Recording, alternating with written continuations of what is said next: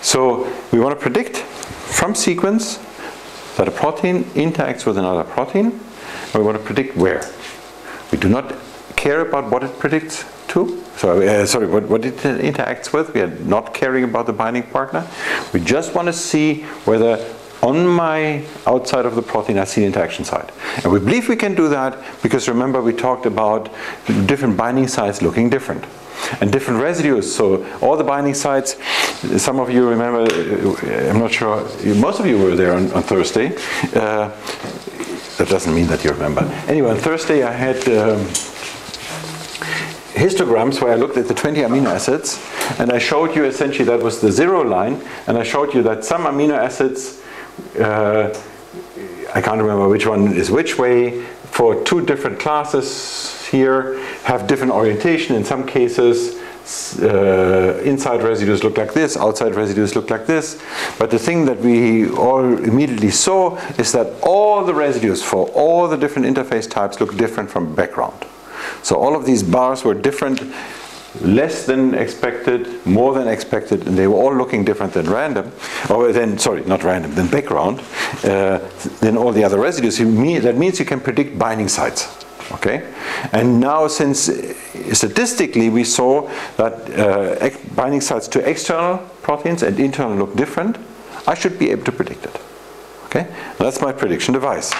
So in this particular case we have so we have the situation for the first time in the function prediction course that we actually slide a window through.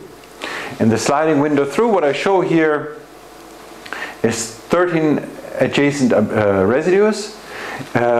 And the central one is this P here. Now, essentially what it means is I take 13 consecutive residues from a protein, slide this 13 through the sequence.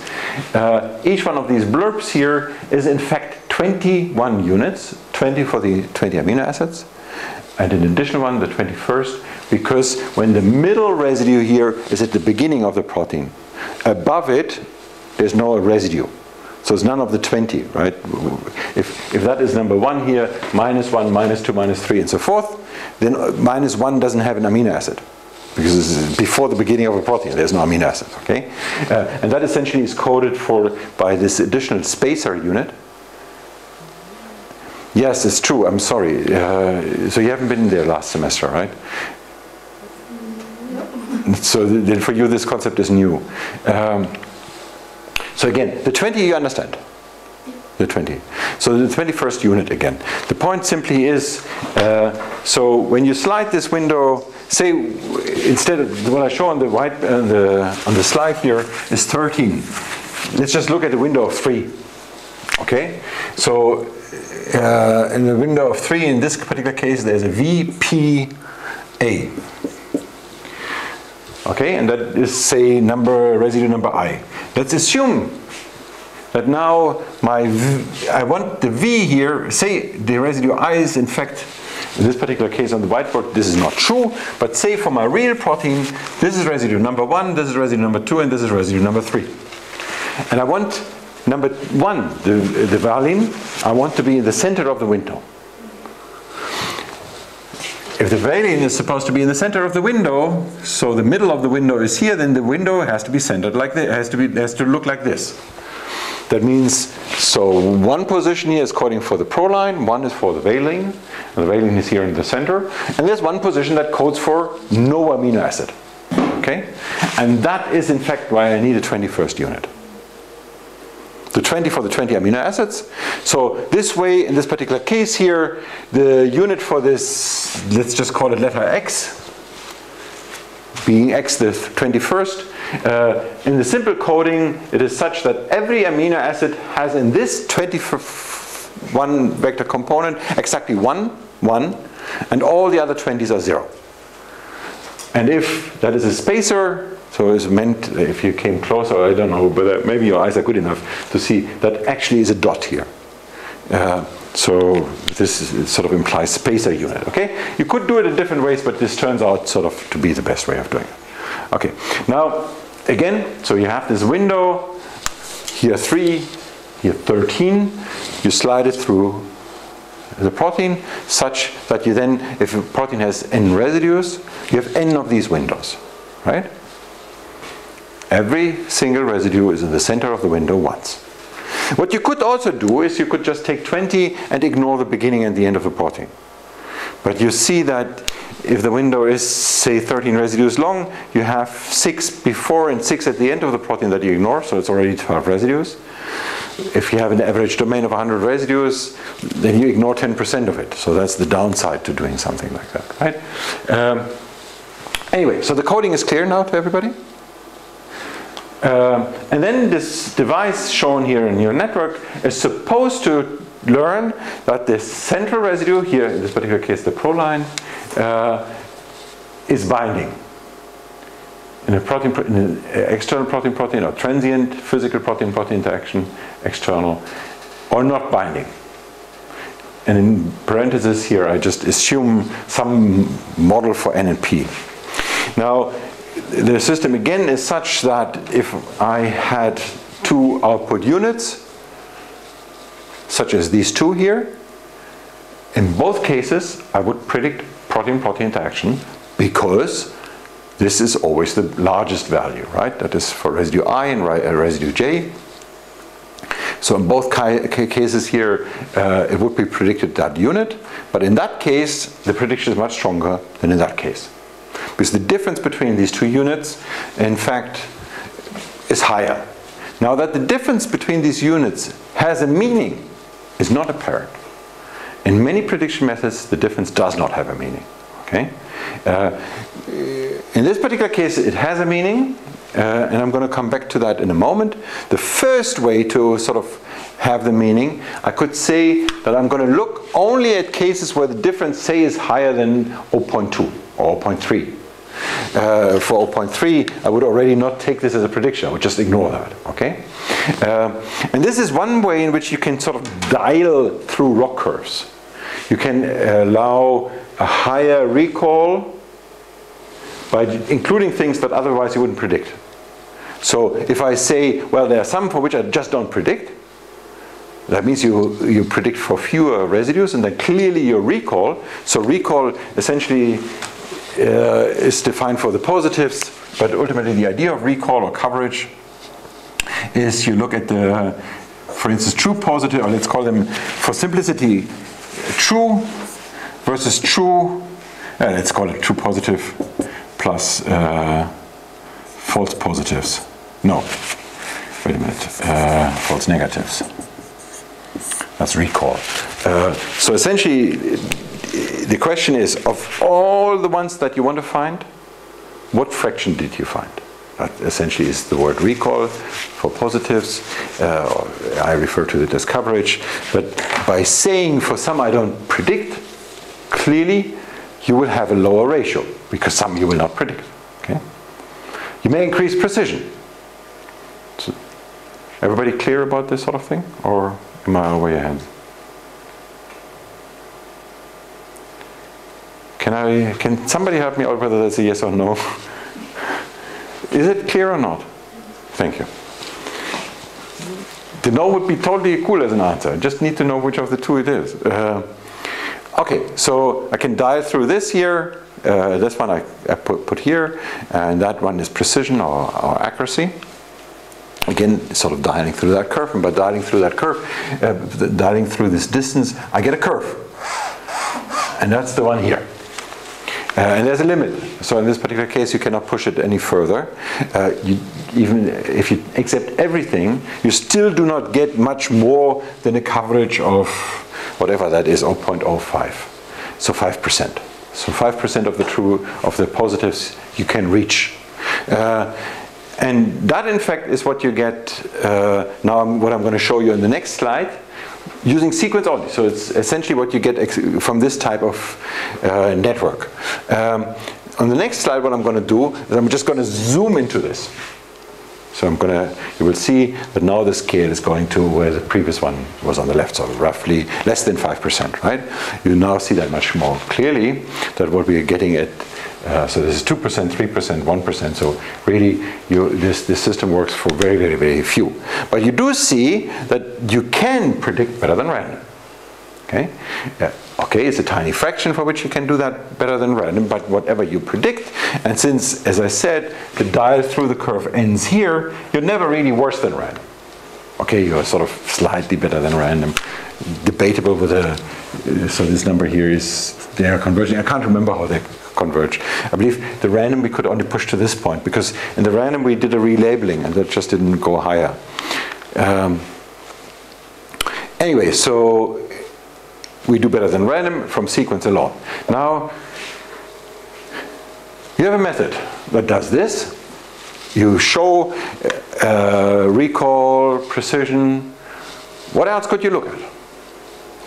So this is the simplest way in which you can do that. You just have a neural network that learns sequence, nothing else. Sliding windows. We will talk about how we can improve the method, but first is the question, what else could you look at? So I would, for instance, challenge that many experimental biologists will not find this an intuitive way of looking at it. Because they will ask, okay, so once I have explained, you have explained to them. So if you have a collaboration with an experimentalist, you do the explaining that I've done so far. And then you tell them, you know, it depends on how many you take. You either get a low level of precision or high level of precision. And then they will ask you, yeah, well, which one is the one that applies to me? And then you say, well, it depends on how many you take. So how many do you recommend that I take? Give me something else. So my question to you now is, for my protein, so what am I expecting as precision now? Where is that written? This is typically what computational biologists give experimental biologists to live with, and I'd argue this is unfair. Help them out a little bit. Give more than this. Do a couple of things. What could you do? On the next slide, I'm actually not answering the question. I'm looking at something else that you can look at, but it is not quite what I meant now. What could you compile? Well, you can ask the experimentalist, give me your sequence, and then what will you look at?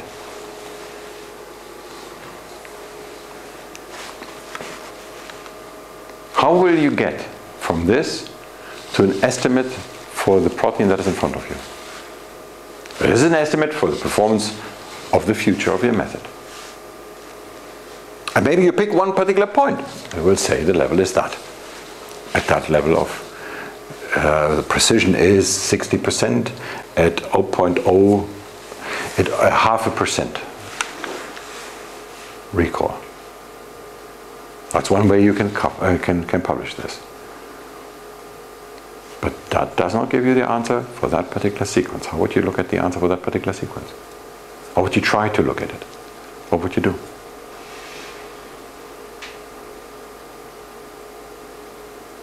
So you remember how this is compiled, right? We essentially change the distance here that we have. How can I turn that into something? I was referring to this histogram. Did we actually look at them in the... I said more or less than observed. Did we actually look at that on Thursday? Or did I skip the whole thing? Because I was not sure how far we got on Thursday. And I suddenly realized there's something that I didn't show you, that I wanted to show you. Such a histogram was also at the board, at the whiteboard. But I never showed you the data. No. Right.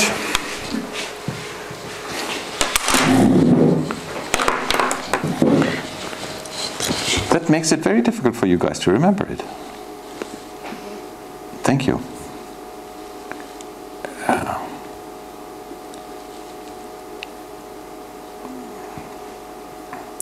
Do you at all remember what was sort of the last thing I showed you? The protein interaction. Did I talk about two proteins have measured the interaction twice? I talked about that. Same proteins. Yes, that was the end. We discussed about how to the differences with Getting into contacts. Okay, then we start here. I'm sorry. So then, then this is a very different start. So again, what we want to predict from sequence is whether or not a particular protein. So back. So now we're not at prediction. We're now at the point where we first have to establish that that is an interface between two transiently binding physical interactions. That's an interface inside. And the question is, do they differ? And the answer is this plot, and that's what I refer to that I had not shown you before, where I look at the 20 amino acids, and here I have a surprise level. Above 0 means more than expected, below means less than expected. We have 3 different types of interfaces.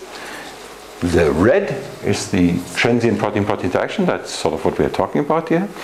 The green is internal, inside of a protein, and the blue is for homodimers. So I have the same protein sequence that binds or that acts as a homodimer, so binds to itself. That is in blue. And what I like to do at this point is to simply go through the room. I forgot the camera again. So whatever. Technically, that was an issue, and it meant that our statistical test, standard statistical tests do not work for this issue. So we have to do something slightly different. Here's the way we did that. Say those are my 3 data sets. Internal, so that was what was previously green, blue, and red, say. Okay? And the different colors here mean the different amino acids. So in each one of these pots, these are 3 different interface pots, and I have just put all the residues that are in that interface into that pot. Okay? Now I take from each of these here 1,000 residues out, randomly. Okay? 1,000 amino acids. Those are my 3 pots. And I take from the first one another 1,000. And now I'm asking, what is this last 1,000 that I picked here most similar to? This, or that? And then I do 1,000 times again. Just because I like the number 1,000. So these 1,000 are completely unrelated numbers, right? I could have picked 975. I will not remember the number again. So now all of these have 975. All 4 pots, and then I ask the 975 from here are most similar to these, or these, or these, and then I repeat that 1,002 times. Okay, so these 1,000 numbers are just not related. Anyway, the way I compare this is by some entropy. So I measure an overall entropy. Essentially, we have a 20-dimensional vector, right? In each of these subset of 1,000, I have 20 different colors, and they all occur at a certain frequency. So I could just do a vector multiplication, but that in fact would not take count of the background distribution. By using Jensen-Shannon information, essentially entropy, you sort of take the background into account. That's all there is. Is the process clear? So now I'm going to show you a matrix in which I show you what will happen. And if on this matrix the diagonal is the highest, then it means that this 1,000 always finds this to be the closest. That means any subset of 1,000 of my interfaces find the right interface to be the closest. That does not mean I can predict, but it does mean that I'm statistically, in a statistical sense, I really find something else. And on the next slide, unfortunately I'm not going to show it for 3, I'm going to make it slightly more complicated, and I'm going to show it for 6 types of interfaces. Here they are. The first 2 are clearly internal. These are homodimers. Homodimers means 2 identical chains contacting each other, and those are heterodimers. And that means 2 different chains contacting each other, and there are 2 different types of heterodimers. There's what we call an obligomer and an oligomer. The obligomer, and the term comes from Janet Thornton, the obligomer is obligatorily close together. What we mean is essentially these are 2 different chains from the same protein. They are obligatory because they cannot escape each other. There's one protein that is co-expressed that is always together, right? So this is not trivial that they contact, but that is the closest contact they can have. Anyway, and here we have the same story for the homodimers. We have the obligomer and the oligomer. The obligomer is a homodimer where we have never seen any other binding. We know it forms a homodimer, and this particular homodimer, we don't know anything else it binds, so we call it an obligomer, as if it can only bind to itself, right? And then internally we have two different things. We have inside of a domain, that's green, and between two different domains. Both of those are inside of a protein, but they are sort of different units. Now, what you observe is that throughout the diagonal is the highest number. Again, I do it 1,000 times, so the maximum number can be 1,000. Here, for the homo oligomers, it happens to be 1,000. So all of these classes find mostly themselves. So to read this in 92%, in 81%, in 91% or 90.9% of the cases, internal residues are most similar to internal residues when I pick 1,000. Okay?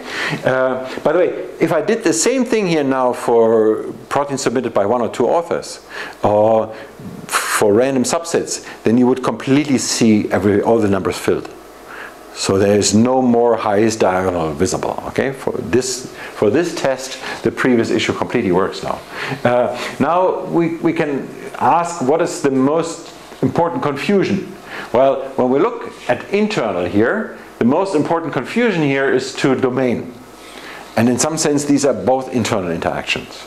The next one is to a heteroobligomer. A heteroobligomer is two chains of the same protein binding each other. And in some sense, this is like domain-domain, and it is somehow internal, so that confusion makes sense.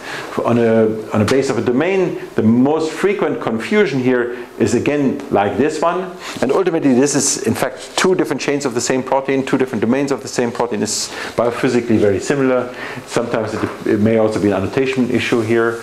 And the next most often confused one is internal, again, completely understandable, and so forth and so on. Let's get back down to the real thing we care about, protein-protein interaction, transient protein-protein interactions, almost 90%, 89.6%, find themselves. So this is exactly the kind of thing that we are looking for. So what we can show with this is that statistically, these differences that we saw there matter. What we can also see is that all interfaces differ from each other. What I did not show here, whether they all differ to the background. So I remember, ultimately that's the point of Vanessa, they all differ from each other, because the diagonal for all of them is the highest. The point that they put into Martin's mouth, they're all different from the background. For that I would have to introduce another class here, which is the background. And in fact, again, you would see that they clearly differ from the background. Now, this is on the per amino acid level. On the next slide, I'm going to show you on a pairing level. So for this particular case, all I'm looking at are the residues involved in the binding different. If I only looked at the residues, could I, at least for 1,000, could I distinguish them, right? Again, I still cannot say whether that is prediction, working for prediction. And here are the binding pair preferences. What you see is ultimately they all differ. Let's just zoom into two extreme ends of the story. Inside of a domain, between two proteins, that's the transient protein-protein interaction. And that's inside of a domain. In fact, these happen to be if I look at all six, I picked the two that are most similar visually, which is the ones I also care for. But they, in fact, if you sort of look at it, you will see. Well, maybe it takes you a little bit longer. But if you stare at it a little bit longer, you would argue would soon see that this protein-protein interactions and internal here are most similar, and these are the ones I zoom into. So again, the diagonal here, the value is blue is if it is less often than expected, red is more often than expected. And you somehow can see that, in fact, I put the line only there to see that some of these patterns that look similar are actually not on the same residue, on the same amino acids, on the same pairs. So visually, in some cases, I saw things that looked the same but were not corresponding. For instance, here I sort of saw this blue, but that is a different blue. In fact, it's still sort of light blue. Anyway, arguably these connections do differ. And that means that I can do machine learning, and that ultimately is the story that I got to before. Oh, wait a minute. I got to the story from a different angle. We can put more information into it. For the more information, the most important thing that we put in is evolutionary information, where we now take the 20 blob that we have here, 20 plus 1 input units per blob, where in the 20 plus 1, 1 is 1, all the others are 0. Now I'm going to replace this by the percentage of this particular residue in the alignment. So in this one, for the first residue, if that would be here, I would take 100%, so 1, that would be the same as before, because all D is all P is also the same. But in this particular case here, instead of 1 and 20 zeros, I would have two values. One would be 0.6 and one would be 0.4. So 60% of the residues observed at that position are A, and 40% of the residues, amino acids observed at that position, are E. Okay. There's nothing surprising. Well, in some cases, well, the E is already an example where the highest value would not be for whatever the first value is in my sequence. But this is the way to use evolutionary information. Is that clear? Again, we have discussed that in last semester very often, so it's a little bit boring for the people who have been there last semester. For you, it's a little bit faster, but there's nothing more to it. It's just that you have not seen that. Then additional information that we... Okay. So we use a bunch of input features, do cross-validation, and then do all of these things. Let me get back to the prediction. That is where we were. Are there any questions? So what we came to this point at which I asked, what else could we look at? So one thing that we could look at is in 3D structures. Where does it map? But the important thing to look at is ultimately use the difference that is used to make this plot here, the difference between these two, as a reliability index, essentially sort my predictions by strength, and take the sequence and see for that sequence what is the reliability predicted. Okay, so one thing that we could always look at, and this is a simple way of looking at it that is very different from this, is if I sort my list of predicted to be interacting per protein, and I picked in every single protein the strongest one. I pick a single residue that's predicted to be interacting. And 94% of those, well, in this particular case, the top in the 10 is right. For 70%, 2 in 10 are right.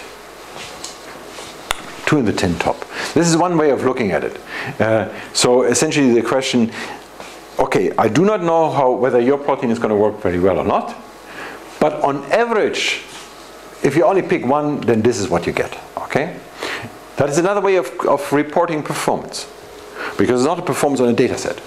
It's a performance more oriented on one particular choice of an experimental biologist. And then again, if you had the sequence and you would look at the reliability index, you could make a statement such as this that is much more specific, because you see whether for that protein the reliability index is high or not.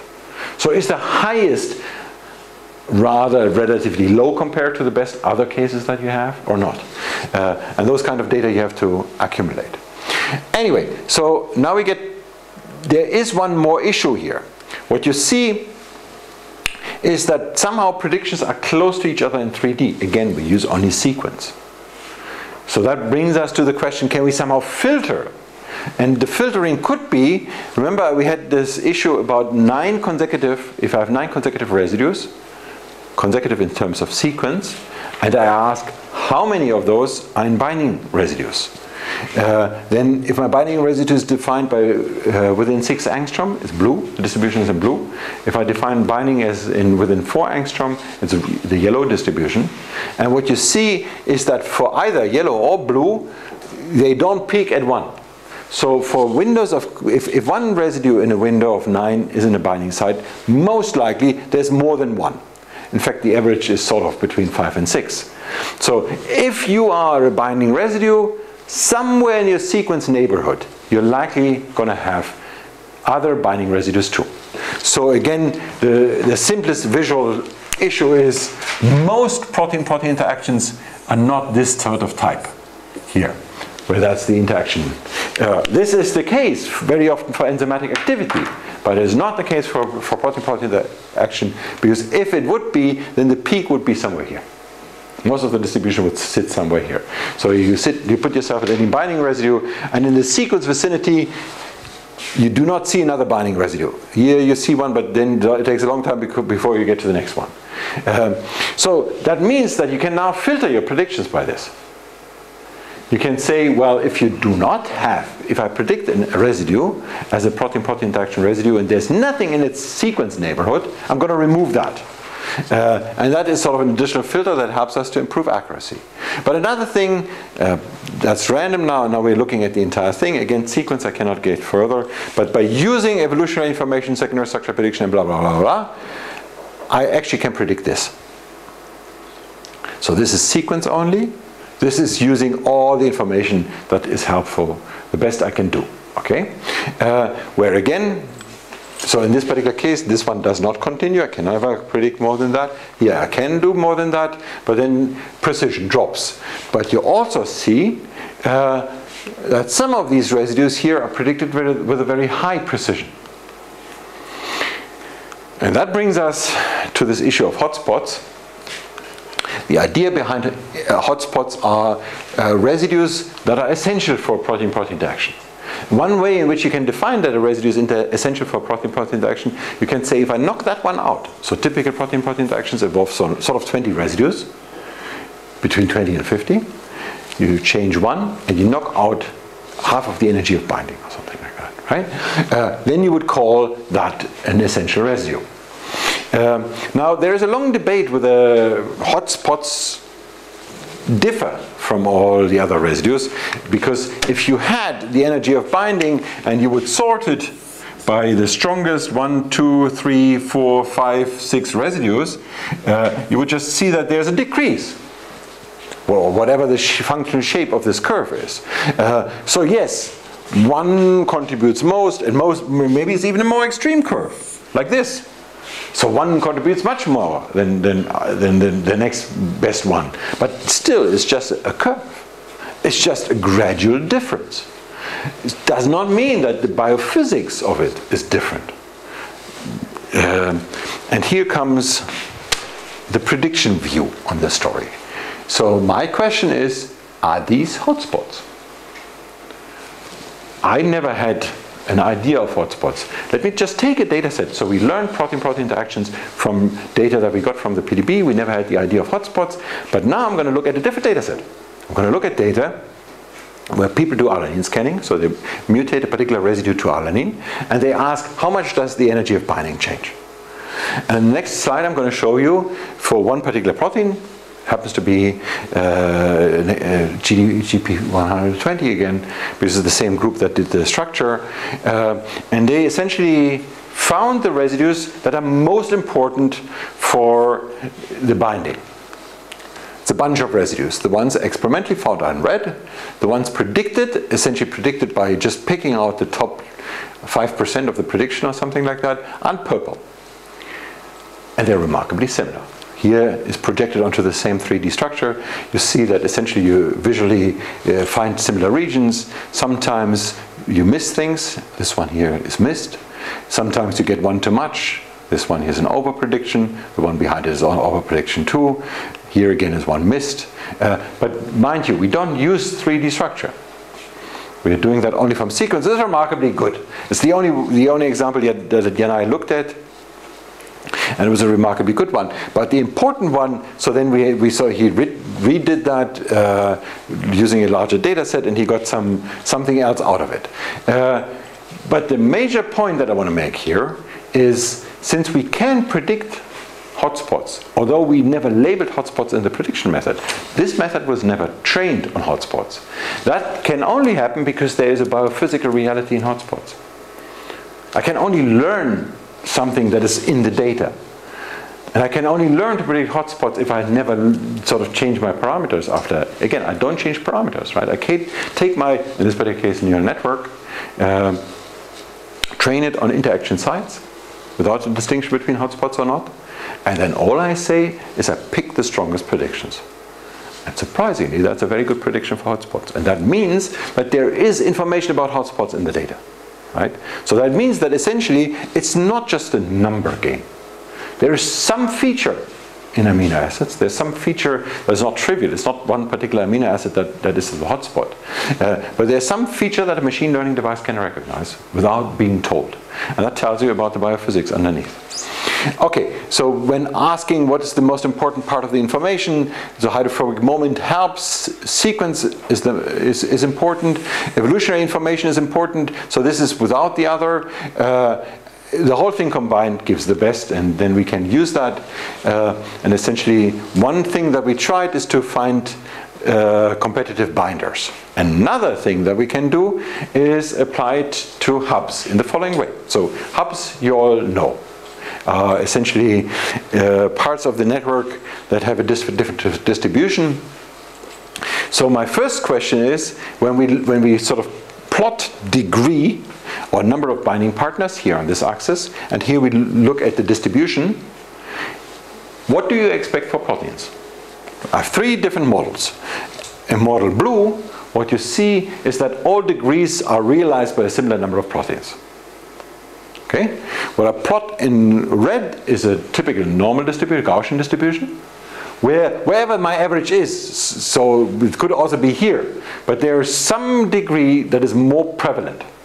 So there's some degree that is sort of the most typical for a protein. Some proteins have less, and some proteins have more. Okay, that's the Gaussian. The green one here shows or says, and again the green one could also look different like this or like that, but ultimately the green one here says many proteins have only one or few interaction partners, and some proteins have a lot. Okay? So which one is right? Which one do you expect for proteins? I expect the green one. Why? Because that would relate to this theory of hubs, that some proteins are more central and inter. Well, that is true. That is true, but be careful. You also have hubs here in a Gaussian distribution, right? So if you say there's a theory hubs exist and they are central, that would in principle fit to that one too. Some hubs exist. Yeah, but that would mean that some proteins have actually more than a very low number of interactions. I'm sorry, you mean the red one would mean that some proteins have more than a low, is that what you said? Yeah, roughly, yeah. Yeah, that's what it means. But how does that contradict the idea that some are hubs? Or do you want to add something else to your statement? No. Then we still did not exclude the red one. Actually, not even the blue one, to be a little bit more mean to you. Actually, it's an interesting statement, but it doesn't help us with this question. Yeah? I think most of the proteins got specific binding partners and not like any medium number. And that number is 1. Okay. In that particular case, I'm ready to move my Gaussian close to 1. Are you then happy? It's better like. Actually, but then we may get into the issue with Daniel's point. So if I really move the Gaussian with a peak into 1, maybe the tail is too small to still have hubs. I'm sort of, if I did that, I'm sort of getting, okay. I believe you're arguing for the green here. I believe now we at least we have two ends of the green, and the Gaussian is no longer that likely.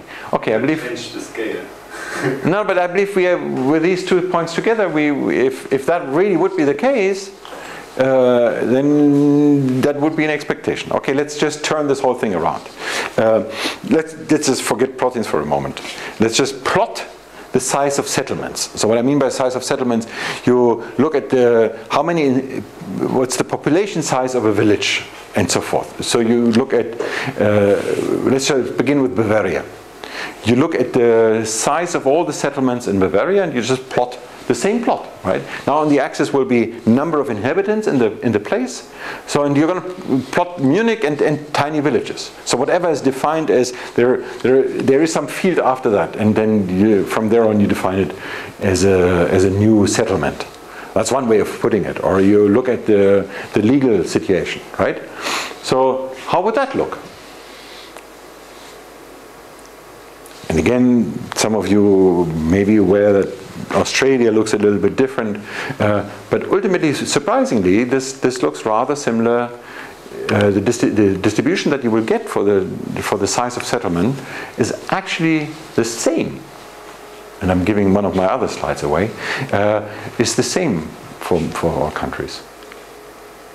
I don't know. People haven't done it for small countries, but so including Australia with a high density of people in larger places. Ultimately, the distribution still looks. Any idea how that looks? How? Is that a yes or? Yeah, like power law. Power law, exactly. Here it is. There's a publication from 1999, but this is for settlements. This is for metropolitan areas in the United States. There are similar ones later. This is just one particular one. And the only reason why it's done here for metropolitan areas is simply because the data is easily available, or was easily available. Today you could do that for many more things. And it comes to the word Zipf law that Felix already mentioned. Y equals 1 over x, that's the Zipf law. And Mr. Zipf, and I don't understand why I don't have the slides here for Mr. Zipf, but Mr. Zipf did it actually on words, on word lengths. Studying in Germany, an American who's studying in Germany. And that's, so you will see this in many different situations. And most extremely, if you wrote a computer program that only has, you make something evolve under competition, then you will get Zipf's law. The issue is competition. So you have a competing interest for if you are on the Zipf law, if you're a member of one settlement, you're not going to be a member of another one. You have to decide which ones you are. That's essentially the competition. It is true in nature for the size, for the width of rivers, the length of rivers. So people have applied the Zipf law for all kinds of things, and for settlements. So that ultimately is the same thing for protein interactions. By the way, the point here: what do you expect if you pick randomly points from a Zipf law? What do you get? So let's go back to a normal distribution. If you have a Gaussian distribution and you take 10% of the points of the Gaussian distribution out at random, what do you get as a distribution? So in the simplest, so think about it in the simplest way in which you think about a Gaussian looking like that. Okay, my Gaussian really looks okay, I'm not very good at it. But you can see the Gaussian. If I took out 10%, how do you believe it will look? That's the very important point, right? The Gaussian will remain a Gaussian. At some point you will just not see it anymore, but a random subset of a Gaussian is a Gaussian. And the same is true for Zipf. That's important because half a Zipf is a Zipf. For protein-protein interactions, what we observe is a Zipf. we know that what we know today in terms of protein interactions is absolutely not complete. We still do not know whether we have 10% of what we expect, 1%, or 50%. We really don't know. So there's a big debate about how much of the protein interaction network in human is still missing. We know it's not complete. And that we see a zip today implies that the way we measure it is not systematic in terms of the network. It's just a random subset. So it's an interesting important finding, right? Now, how can we have a method that predicts binding interfaces, does not predict binding partners. How can we use that to predict something about degree, a number of interactions? Any idea? So just visually, and that's work from Janai Ofran and Avner Schlesinger. So we want to bring it from the micro level, per residue predictions of protein-protein interactions, to the macro level, interacting partners. Well, you already see the idea, right? The principal idea is, if I predict more interaction sites, I'm more likely to have many binding sites. You're going to hit your head against what? Can you immediately see some problems of that idea? This idea is going to be difficult because of a couple of simple problems. Throw some at me.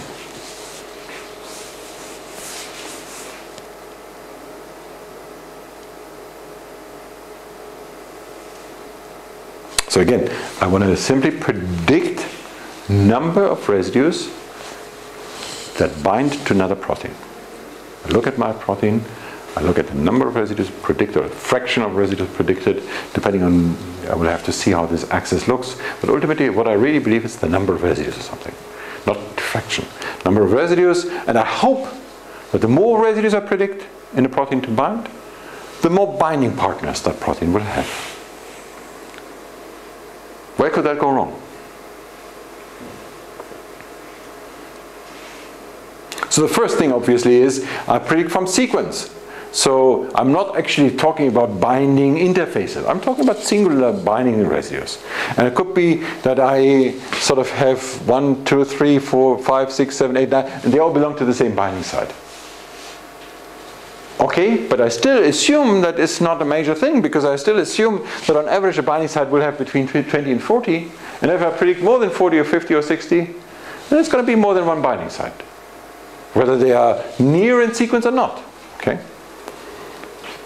At least overall of the correlation, somehow I will not get a one-to-one signal. That's absolutely clear. I'm going from something that is molecular on the micro level, really. I want to go with something that's macro level, the network that I've never really seen even. So it's a big step, and I will have absolutely no clear correlation. But what is a major problem in my rationale here? Have you guys heard of party and date hubs? So that's a term that was introduced by Marc Vidal.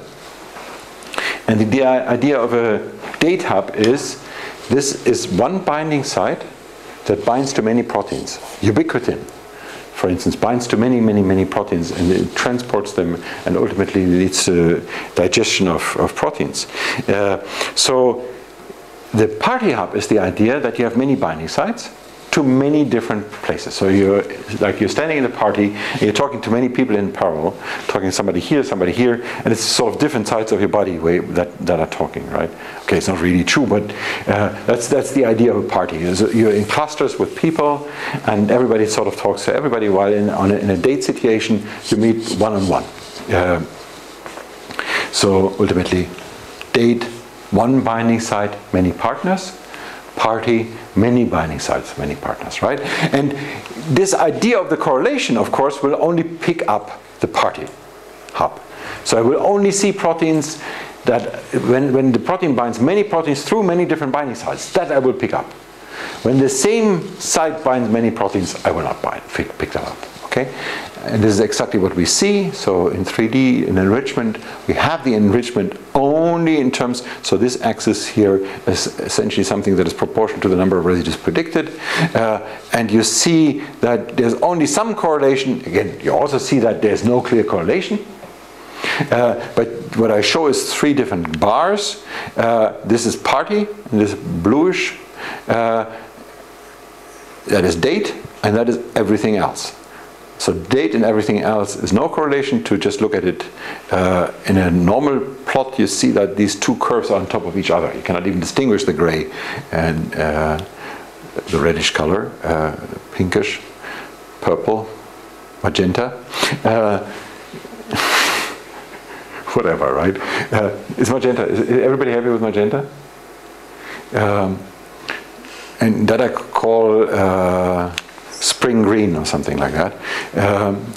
So when you buy a t-shirt, this is spring green, or whatever it is. Sign. Fair enough. Yes. Read? Is that light? Sign, is that light? I think so. Oh, okay. Most likely this is actually exactly what I chose. Thank you for reminding me of my early sins. So, again, what you do see is that these 2 are behaving differently, very differently. So you do see somehow a signal for party hops. You can pick up from the molecular level something about the binding sites. To sort of close this story and close the slide and close the year, the inverse one, we would have to look at something that is related to disorder. And in particular this type of disorder that is loopy, and you will see that loopiness, when you have residues that are very wobbly, then you see they are more often involved in date hubs. So whenever you see more disorder, you see on average more date hubbishness. Party hubbishness comes from more binding sites. This comes from more disorder. And that's an interesting finding here. 2 examples for that.